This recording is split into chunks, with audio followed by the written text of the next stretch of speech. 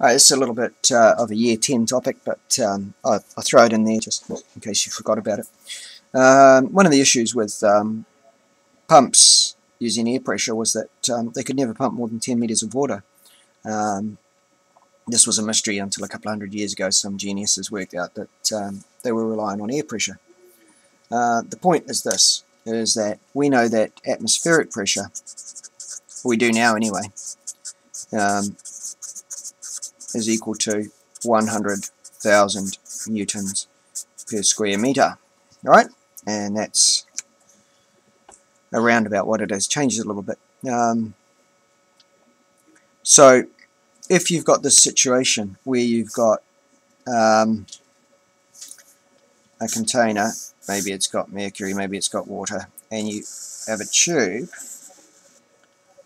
all right, and you're asking yourself, and you'd see you could put this tube in there and sort of have your finger over this end here, insert it in there so that the tube's actually full of the fluid to start with. Then you take your finger off and you put it in this fluid here. So this whole thing could be mercury, but we're going to say it's H2O, water.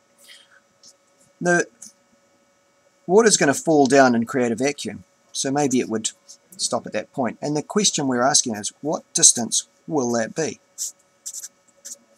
And what we're saying is that the mass of the water has a weight force. So we've got a weight force down, Fw.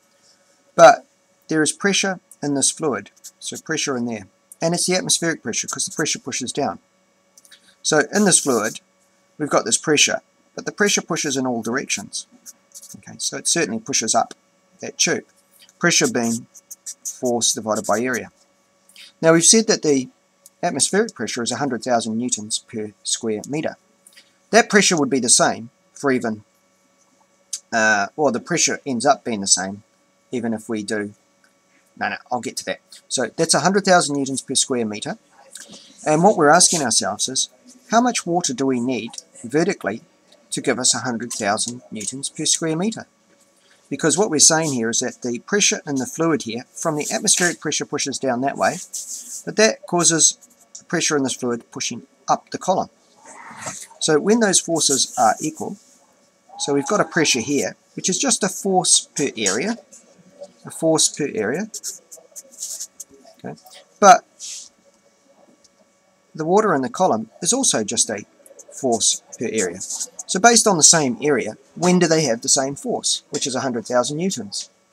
Well, going back to what that pressure is for atmospheric pressure, being 100,000 newtons per square metre, let's make our column of water, which in this case is only a centimetre, if it was a small tube, but let's make it a big rectangular, well, not a rectangular, but a square column, and we'd pile these cubic metres on top of each other. How many cubic metres of water would we need? We're doing that. We're doing cubic metres because that means we can have 1 metre, 1 metre, we can have a square metre.